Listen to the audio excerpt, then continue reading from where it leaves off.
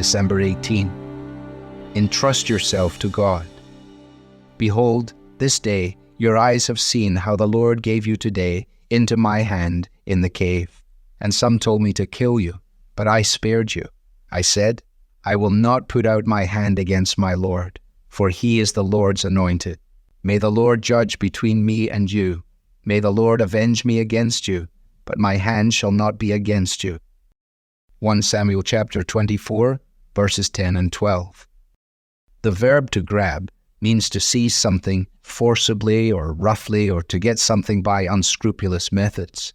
When we were young, most of us would have been taught by our parents not to grab something, but instead to wait until it was handed to us. This is not just good behavior for children, it is biblical living for believers. After God rejected King Saul, David was anointed as the next king over Israel. The throne would eventually be his when Saul died. In the meantime, however, Saul chased David for years, attempting to kill him. David knew that all it would take for him to be able to leave the wilderness and sit on the throne was Saul's death, and then the opportunity to end Saul's life, to take hold of safety, security, and the kingdom he had been promised, presented itself. Yet David refused to end Saul's life and take hold of the throne. He did not succumb to the temptation to grab something which was only God's to give.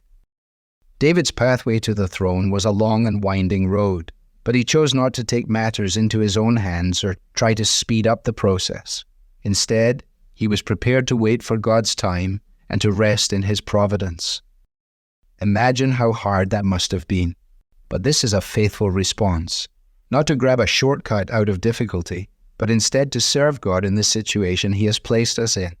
It's the way of David. It's the way of Jesus, who entrusted himself to him, who judges justly, even unto death.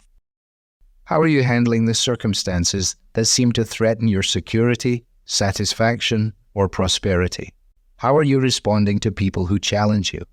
To use the words of Jesus, will you seek first the kingdom of God and his righteousness, trusting that all your preoccupations and passions will be taken care of by God? Make it your aim not to grab at those things which seem to be yours by right, or to grasp at a shortcut out of a hard situation. Rather, like David, leave God to order your life, knowing that he has promised you eternity with him and called you to serve him along the way. Devotional material is taken from the Truth for Life Daily Devotional, copyright Alistair Begg. It's published by the Good Book Company. This reading was digitally created by Truth for Life and is used with permission. For more clear, relevant Bible teaching, visit truthforlife.org.